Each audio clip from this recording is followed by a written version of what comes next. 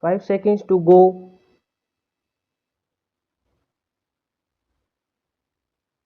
Start.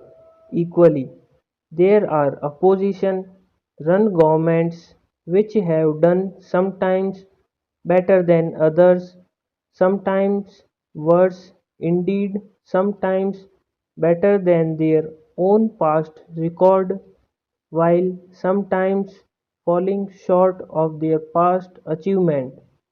Our approach to the Panchayati Raj and Nagarpalika bills has been non-partisan.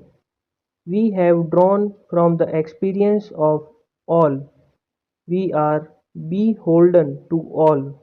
We now bring forward a bill which makes democratic decentralization to the Nagarpalikas a keystone of the country's constitution, having discovered that there is an irresistible grounds well of popular support for the Panchayati Raj and Nagarpalika bills.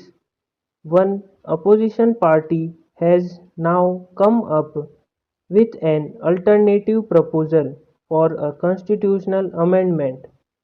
The proper forum to table such amendments would be the floor of this House, but since the party mainly responsible for these alternative proposals has failed its democratic responsibilities, their proposals cannot even be considered. Let us see what happens in the other house, where in glaring contrast to their behavior here they cling like fixer to their seats.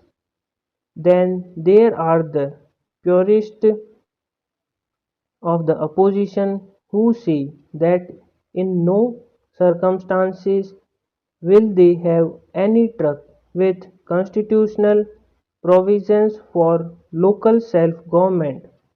Their purity is, however, called into question when one discovers that as recently as at the February this year, a joint meeting of the Central Council for Local Government and the All India Council of Mayors, the delegations of the Telugu Desam government of Andhra Pradesh, the Left Front government in Kerala, and the Left Front government of West Bengal were all party to a resolution which demanded a constitutional amendment in relation to the Nagarpalikas. There are yet other constituents to the National Front who demanded at the 11th joint meeting a uniform statute for all Nagarpalikas in the country. How can there be a uniform statute without a constitutional amendment?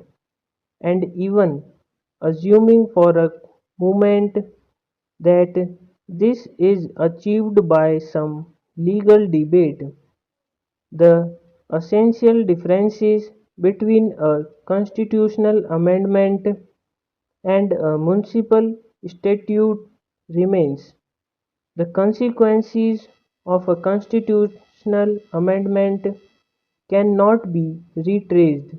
Our proposals would enshrine democracy in the local bodies in the most sacred basis of our modern nationhood. In contrast, any model bill will have no binding significance for state legislature and no guarantee of outlasting changes of party or personality.